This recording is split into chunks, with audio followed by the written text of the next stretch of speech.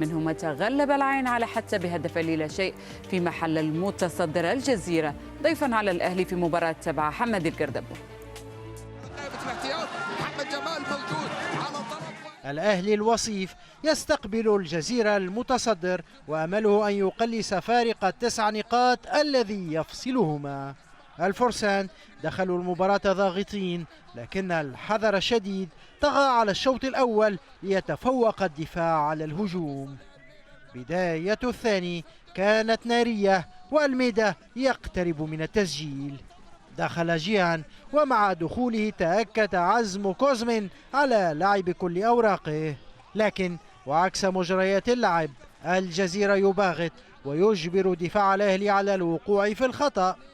ركلة جزاء تصدى لها ماجد ناصر في مناسبة أولى، لكن الهداف علي مبخوت يتابع ويهدي فخر أبو ظبي التقدم.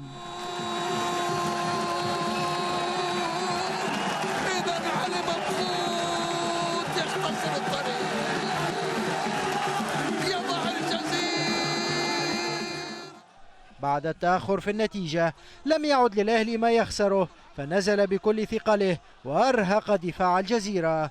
تعددت الفرص، لكن التجسيم تأخر إلى أن جاءت الدقيقة 75 عندما أثمرت إرادة الفرسان هدف التعادل العادل. تسديده ترجع بالعرض خطيرة في الجول. جول جول جول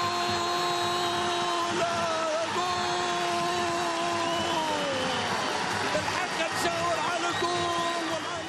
في الدقائق العشر الأخيرة كل شيء وارد، والجزيرة يغامر أكثر، لأن علي مبخوت لم يكن مبخوتا كعادته ليضيع فرصة لا تضيع.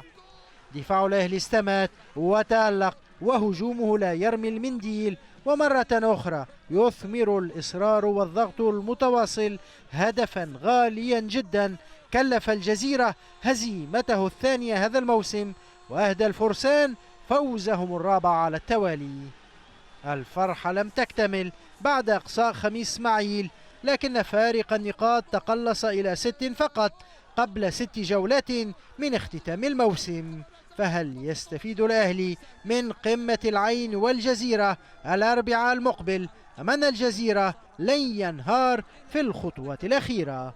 حمد القردبو، صدى.